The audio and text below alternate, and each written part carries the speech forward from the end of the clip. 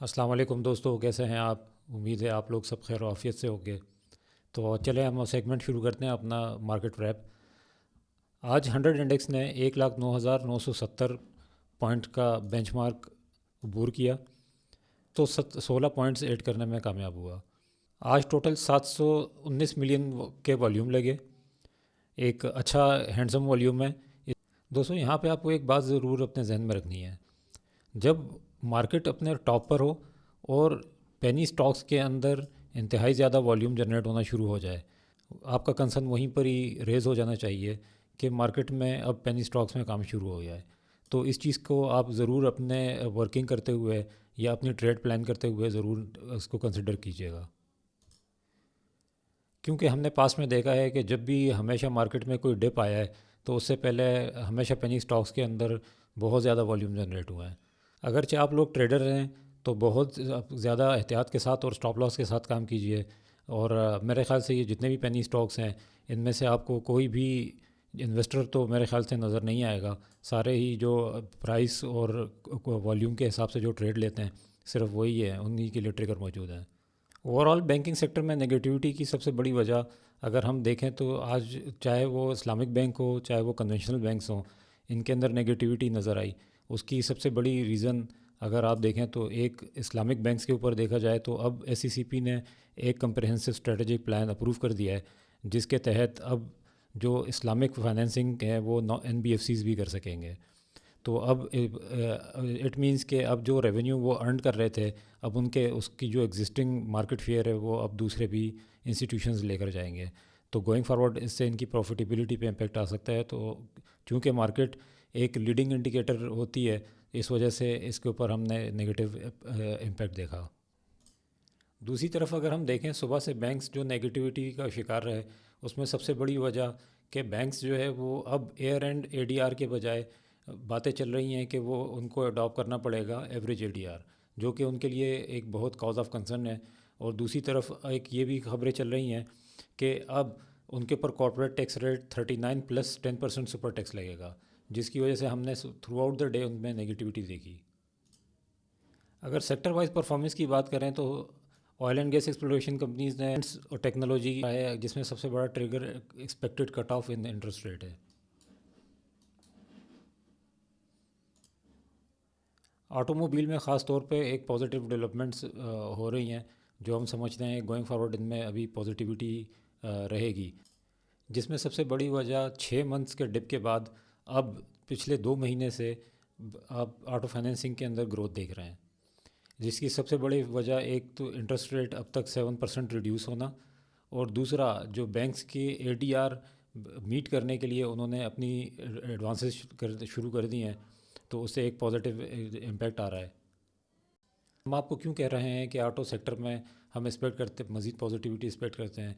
क्योंकि अगर देखें तो ओवरऑल 30% शेयर्स ऑटो सेल्स का थ्रू फाइनेंसिंग ही होती है। मार्केट में अगर मज़ीद पॉजिटिव ट्रिगर्स की अगर हम बात करें तो एसेट मैनेजमेंट कंपनीज ने पहली दफ़ा हिस्ट्री में 3 मिलियन का मार्क क्रॉस कर लिया है। इसका मतलब ये है कि गोइंग फारवर्ड हम स्टॉक मार्केट के अंदर मज़ीद फ़ंड्स के इन्फ्लोज भी देख सकते हैं। Governor state bank of Pakistan का ये भी कहना है कि हम FY25 के अंदर ऑल टाइम हाई $35 बिलियन की रेमिटेंस एक्सपेक्ट कर रहे हैं। इससे एक इकनॉमिक स्टेबिलिटी की रिलायंस आती है, जिससे हमारे एक्सटर्नल फाइनेंसिंग के को रिलीफ मिलेगा। दोस्तों ये तो थे फंडामेंटल ट्रिगर्स। अब हम चलते हैं जो ईमेल्स हमें रिसीव हुई हैं, जिन लोगों ने हमसे रिक्वेस्ट की है कि उनके थोड़े से ट्रेड प्लान हम डिस्कस करें। तो आइए ज़रा टेक्निकली देखते हैं कि मार्केट में क्या हो रहा है। डेली टाइम फ्रेम की अगर हम बात करें तो 100 इंडेक्स ने सुबह पहले 15 मिनट के अंदर ही एक शार्प डिप दिखाई, जिसकी रीज़न हम ऑलरेडी एक्सप्लेन कर चुके हैं। उसने यहाँ पे इस गैप को फिलअप किया है। उस गैप को फिलअप करने के बाद एकदम oil and gas exploration companies के अंदर बाइंग आई है, और मार्केट ने एक टॉप लगाया और फिर नीचे आकर बंद हो गई। यहाँ पर आपने वॉल्यूम्स की तरफ खुसूसी तवज्जो देनी है कि वॉल्यूम्स जो हैं वो बढ़ रहे हैं। और जिस तरह आपको मैंने थोड़ी देर पहले एक और बात बताई, पेनी स्टॉक्स के अंदर वॉल्यूम बढ़ता हुआ देखें तो आपने बहुत कॉन्शियस हो जाना है मार्केट को लेकर। क्योंकि हमेशा हिस्टोरिकली हमने ये देखा है कि जब भी पेनी स्टॉक्स में काम बढ़ा है तो स्टॉक मार्केट ने डिप ज़रूर ली है। 100 इंडेक्स को अगर हम देखें तो ये एक चैनल के अंदर मूव कर रहा है, एक चैनल के अंदर अप एंड डाउन मूव करता हुआ जा रहा है। अब ये एक अपने टॉप को पहुंच गया ऑलरेडी। यहाँ पे 100 इंडेक्स के अंदर आप लोगों ने ये ज़रूर जहन में रखना है कि इसने एक टॉप डिफ़ाइन किया हुआ है। अब ये अब मार्केट के सामने रेजिस्टेंस 1,11,600 मौजूद है। अगर ये इसको क्रॉस कर जाती है तो फिर हम इसको एक्सपेक्ट करेंगे कि ये ऊपर जाएगी 1,14,000 को टच करने के लिए और इस चैनल को ब्रेक कर देगी नए हाइज लगाने के लिए। अदरवाइज़ आपने हमारा ओपिनियन यही है कि इस जगह पर जो भी आपके पास प्रॉफिट आ रहे हो आप उसको थोड़ा थोड़ा करके बुक करते रहें और अपनी पोजीशंस को होल्ड करें विद स्टॉप लॉस। अब चलिए आपकी स्क्रिप्ट की तरफ बढ़ते हैं। तो सबसे पहले बात कर लेते हैं एच की। एच ने बड़े लंबे टाइम के बाद अपना टॉप लगाया है। अब आप इसको स्टॉप लॉस इसी को कंसिडर करें और इसको लेके चलें। अब ये इस चैनल के अंदर मूव करेगा और यहाँ पे कंसोलिडेशन भी कर सकता है और फिर यहाँ से जब ब्रेकआउट देगा तो फिर बात की बात में देखेंगे। तो आप लोगों ने पोजीशनें यहाँ पे होल्ड करनी है विद स्टॉप लॉस ऑफ 60 और फिर उसको अब आगे जाके आप बढ़ें और 66 के लिए इसको टारगेट करें। जी, तो नेक्स्ट स्क्रिप्ट है हमारा ईफर्ट आप देखेंगे तो ये एक चैनल के अंदर मूव करता रहा है। इस चैनल से ये अप गया, फिर यहाँ से इसने इस चैनल को ब्रेक किया और ब्रेक करने के बाद वापस अप करके इस चैनल में आने की कोशिश कर रहा है। जब ये इस चैनल को ब्रेक करके इसके अंदर आ जाएगा, जो कि हम समझते हैं काफ़ी चांसेस हैं अब आ जाएगा, क्योंकि एक तो दिसंबर एंड है, इसके पास ट्रिगर मौजूद है डिविडेंड देने का, तो उसको देखते हुए इसके अंदर बाइंग बन सकती है। और जैसे ही ये इस चैनल के अंदर दाखिल हुआ तो हम एक्सपेक्ट करते हैं कि ये 242 का टारगेट अचीव कर लेगा। आप लोगों के पास पहली रेजिस्टेंस इसमें मौजूद है वो है 213 रुपये की और या 215 रुपये की आप एहतियातन रख सकते हैं। तो आप लोगों ने सबसे पहले इसके अंदर प्रॉफिट टेकिंग करें और प्रॉफिट टेकिंग करने के बाद अगर ये ब्रेकआउट हो जाता है तो इसी को स्टॉप लॉस रख लें। नेक्स्ट हमारा स्क्रिप्ट है एवेंसियन। एवीएन के अंदर अगर हम देखें तो सिंस दिसंबर 2022 ये एक ही चैनल के अंदर मूव कर रहा है। इसकी रेजिस्टेंस 68 से 70 रुपीज़ होती है और वापस आता है 48-50, इस तरह से घूमता है। तो आप लोगों ने अब करना क्या है, आप लोगों ने इसको अभी अपना एक टारगेट बनाना है 66 रुपीज़ का। 66 के बाद आके आपने प्रॉफिट टेकिंग करनी है थोड़ी। अगर इसने यहाँ से इसको ब्रेकआउट दे दिया तो आप इसको एम कर सकते हैं फर्स्ट 71 देन 87 के लिए। अगर ये 78 को भी तोड़ गया तो आपको ये फिर 114 रुपये में नज़र आएगा। तो जिसके अभी आप जब 114 पे जाएगा तो फिर तो हम बाद में देखेंगे, लेकिन अभी आप लोगों ने जो अपना ट्रेड प्लान इंटैक्ट रखना है वो 66 को एम करते हुए रखना है। अगर ये यहाँ पे अच्छे वॉल्यूम के साथ इसको ब्रेक कर देता है तो आप इसको एम कीजिएगा 72 देन 87 के लिए। अदरवाइज़ इसमें प्रॉफिट टेकिंग कर लिएगा।